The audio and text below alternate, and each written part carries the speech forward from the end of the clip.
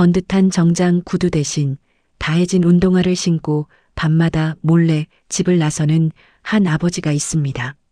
퇴직금까지 숨겨가며 그가 그토록 지키고 싶었던 비밀은 무엇이었을까요? 자식에게는 차마 말하지 못하고 낡은 운동화 끈 속에 꾹꾹 눌러 담아야 했던 그 뜨거운 진심. 지금부터 그 눈물겨운 여정을 함께 따라가 보시겠습니까? 30년. 날짜로 치면 1950일. 김만수 씨의 청춘은 은행 창구 안쪽 그 좁은 책상 위에서 다 흘러갔습니다. 오늘은 그가 지점장이라는 직함을 내려놓는 마지막 날입니다. 만수 씨는 손때 묻은 명패를 정성스레 닦아 상자에 담았습니다. 화려한 공로패와 꽃다발이 그의 품에 안겼지만 이상하게도 가슴 한구석엔 찬바람이 숭숭 지납니다. 퇴근길 지하철 안 사람들의 어깨에 치이면서도 그는 품 안의 꽃다발이 시들까봐 꼭 껴안았습니다. 오늘은 가족들과 케이크를 자르며 그동안 고생 많았다는 말을 꼭 듣고 싶었습니다. 저녁 8시 드디어 집 앞입니다. 만수 씨는 현관문 앞에서 옷매무새를 가다듬고 가장 밝은 목소리로 인사를 건넵니다. 나왔어. 옥순아. 지연아. 아빠 왔다. 하지만 돌아오는 건 정적뿐입니다. 부엌에서 아내 옥순 씨가 전화를 하며 나옵니다. 반가움보다는 귀찮음이 섞인 목소리입니다. 아유, 당신 왔어? 밥은 저기 있으니까 알아서 차려 먹어. 나 지금 정미 엄마랑 급하게 통화 중이야. 그래, 정미 엄마. 뭐 어떻게 됐다고? 그때 딸 지연이가 방에서 튀어나오더니 인상을 찌푸립니다. 아빠, 나 지금 중요한 화상 회의 중인데 그렇게 크게 소리 지르면 어떡해? 아, 진짜 집중 안 돼. 방문이 거칠게 쾅 닫히는 소리가 복도를 울립니다. 만수 씨는 식탁 위에 사온 케이크를 슬며시 내려놓았습니다. 축하한다는 말 한마디 대신 거실엔 아내의 수다 소리와 딸의 신경질적인 타이핑 소리만 가득합니다. 만수 씨는 홀로 식탁에 앉았습니다. 밥통을 열어 찬밥 한 공기를 뜨고 식어버린 콩나물국을 그릇째 들이킵니다. 국물 시원하네.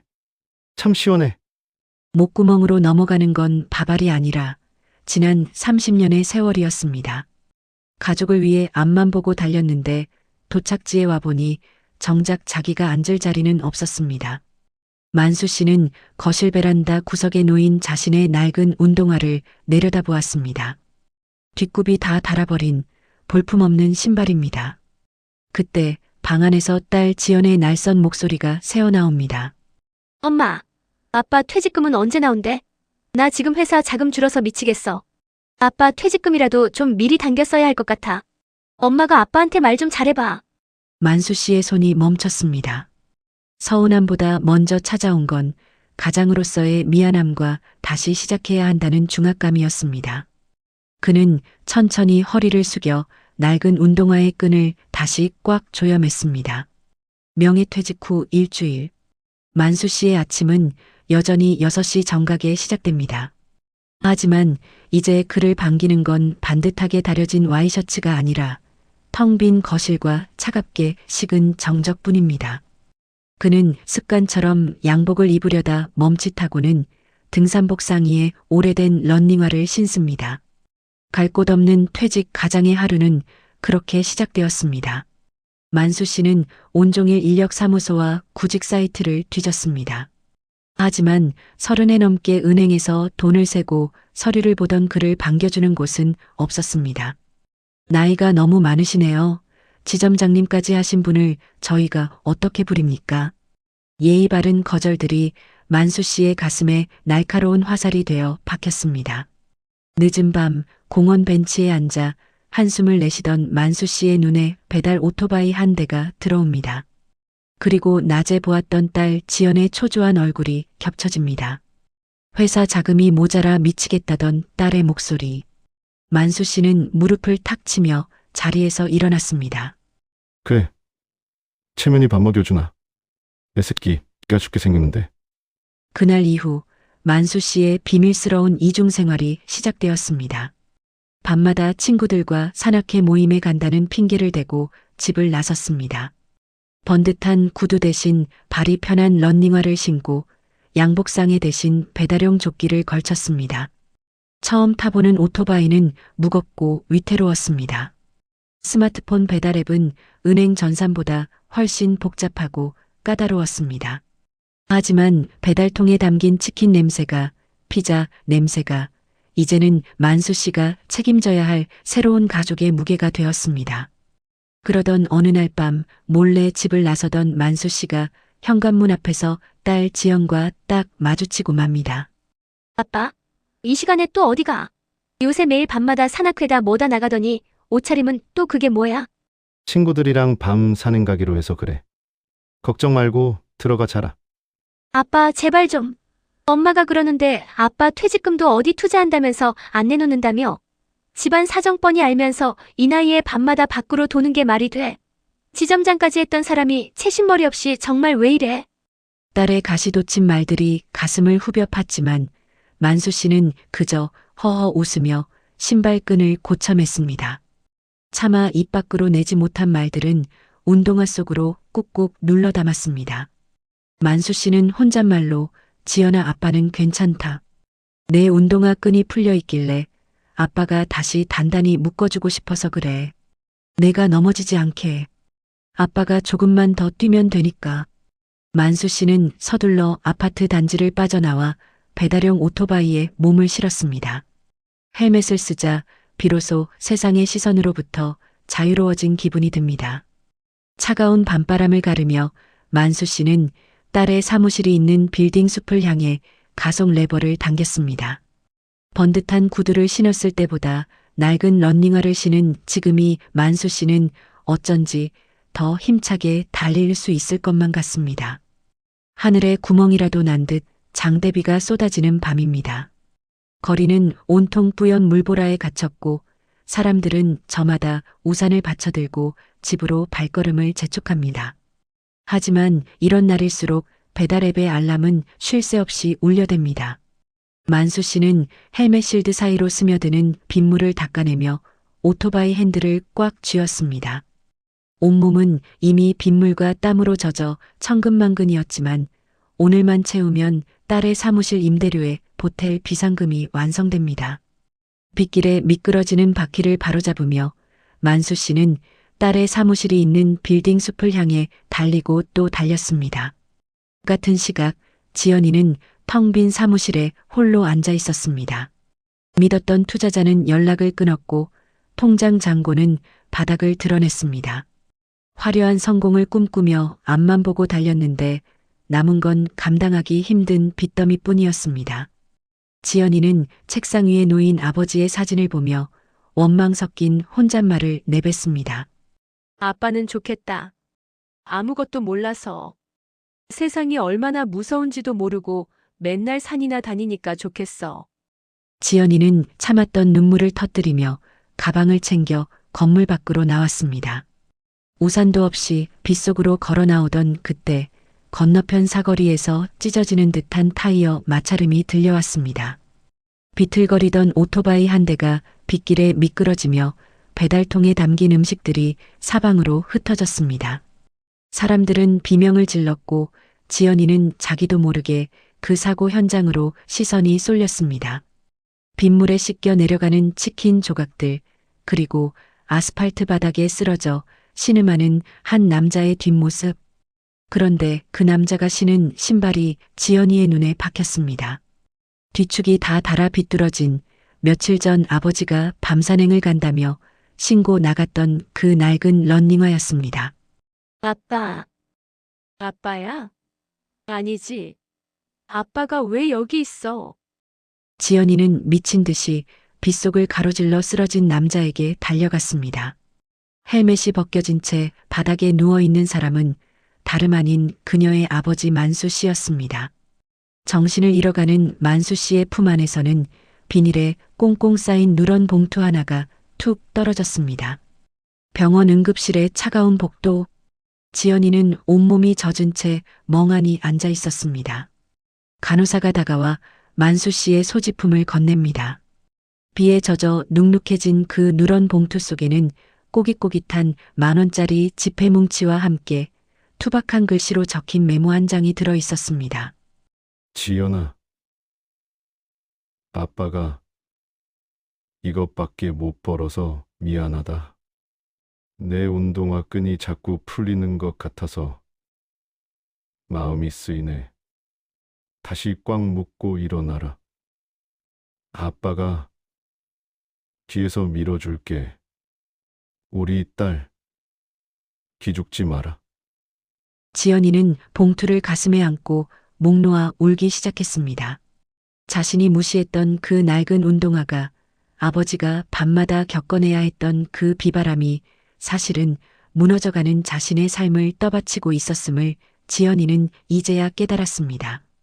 가장 낮은 곳에서 가장 낮은 신발을 신고 딸의 자존심을 지켜주기 위해 빗길을 달렸던 아버지. 응급실 유리창 너머로 보이는 만수 씨의 거친 손마디가 오늘따라 너무나 작고 초라해 보였습니다. 빗소리는 여전히 거세게 창을 두드렸지만 지연이의 마음속에는 평생 잊지 못할 뜨거운 불꽃 하나가 피어오르고 있었습니다. 소독약 냄새가 자욱한 응급실. 지연은 밤새 아버지의 침대 곁을 지켰습니다. 낡은 배달 조끼를 벗어 던진 아버지는 환자복 한 장에 의지한 채 너무도 작게 누워 있었습니다. 지연은 어제 아버지가 품고 있던 그 젖은 봉투를 만져보았습니다. 꼬깃꼬깃한 돈에는 빗물 대신 아버지의 땀 냄새가 배어 있었습니다. 그때 거친 숨소리와 함께 만수 씨가 천천히 눈을 떴습니다.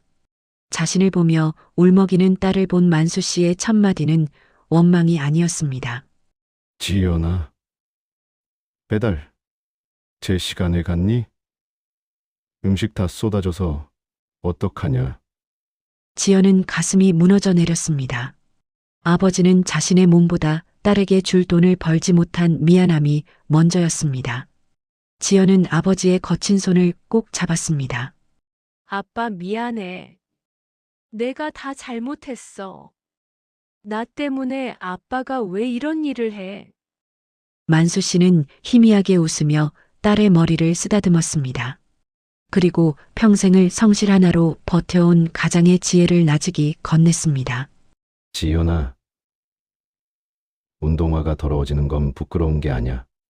제자리에 가만히 서 있는 게 부끄러운 거지. 넘어져 본 놈이 다시 일어나는 법도 아는 법이다. 그 말은 지연의 심장을 때렸습니다. 세련된 경영 전략과 투자 기법보다 더 강력한 아버지가 몸으로 증명해온 성실의 가치였습니다. 지연은 그 길로 다시 회사로 향했습니다. 화려한 PT 자료 대신 아버지가 가르쳐준 진심과 발로 뛴 데이터로 투자자들을 설득했습니다. 진심은 통했습니다. 위태롭던 회사는 극적으로 투자를 유치했고 지연은 처음으로 성공의 공을 아버지가 신었던 그 낡은 운동화에게 돌렸습니다. 며칠 뒤 만수 씨의 퇴원날, 아내 옥순 씨와 지연이 만수 씨의 휠체어를 밀며 병원 문을 나섭니다. 세 사람의 얼굴에는 오랜만에 따스한 햇살 같은 미소가 번집니다. 어느덧 계절이 바뀌어 공원에는 파릇한 새싹이 돋아나기 시작했습니다. 사고의 흔적을 털어내고 다시 건강을 회복한 만수 씨는 이제 더 이상 밤마다 몰래 집을 나서지 않습니다. 대신 그는 매일 아침 딸 지연이가 선물한 새 운동화의 끈을 기분 좋게 조여맵니다. 지연이의 회사는 위기를 넘기고 제자리를 찾았습니다. 예전처럼 화려한 지표에 매몰되기보다 이제 지연이는 현장의 목소리를 듣기 위해 직접 발로 뜁니다. 퇴근길 지연이는 아빠와 약속한 공원 벤치로 향합니다. 저 멀리서 새 운동화를 신고 가볍게 달리고 있는 만수 씨의 뒷모습이 보입니다. 아빠, 새 신발 신으니까 어때? 발 안 아파? 딸의 목소리에 만수 씨가 걸음을 멈추고 환하게 웃습니다. 예전의 지친 기색은 사라지고 그의 얼굴에는 생전 처음 가져보는 여유가 가득합니다. 아주 가벼워.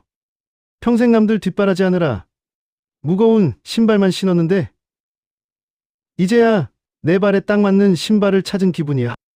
만수 씨는 이제 배달 오토바이 대신 시니어 일자리 센터에서 재무 상담사로 제2의 인생을 시작했습니다. 30년 은행원 경력은 헛되지 않았습니다. 돈 때문에 눈물 짓는 이웃들에게 그는 자신의 경험을 나누며 새로운 보람을 찾았습니다. 두 사람은 나란히 서서 지는 노을을 바라봅니다. 만수 씨는 딸의 어깨를 툭툭 치며 이 세상의 모든 자식과 부모들에게 건네고 싶은 말을 나직이 의조립니다. 지연아, 인생이라는 게 마라톤이란데 사실 끝은 없는 것 같더라. 신발끈 다시 묶으면 거기가 바로 새로운 출발선인 거지. 누군가는 은퇴를 끝이라고 말합니다. 하지만 만수 씨에게 은퇴는 남을 위해 신었던 무거운 구두를 벗고 오직 나 자신을 위해 가장 가벼운 운동화를 신는 시간입니다. 오늘도 낡은 신발을 신고 묵묵히 하루를 견뎌낸 당신에게 만수 씨의 운동화가 속삭입니다. 당신의 인생 후반전은 세상에서 가장 편안한 신발을 신고 당신이 가고 싶은 길을 걷는 눈부신 여행이 될 것이라고 말입니다. 인생이라는 마라톤에서 넘어졌을 때 여러분을 다시 일으켜 세워준 나만의 운동화는 무엇이었나요? 혹시 지금 삶의 무게에 지쳐 주저앉고 싶은 누군가에게 먼저 그 길을 걸어온 선배로서 따뜻한 위로 한마디를 건네주신다면 무엇일까요? 여러분의 소중한 인생 이야기를 기다리겠습니다. 작가에게 좋아요와 구독은 더 좋은 이야기를 만드는 든든한 버팀목이 됩니다. 오늘 하루도 정말 수고 많으셨습니다.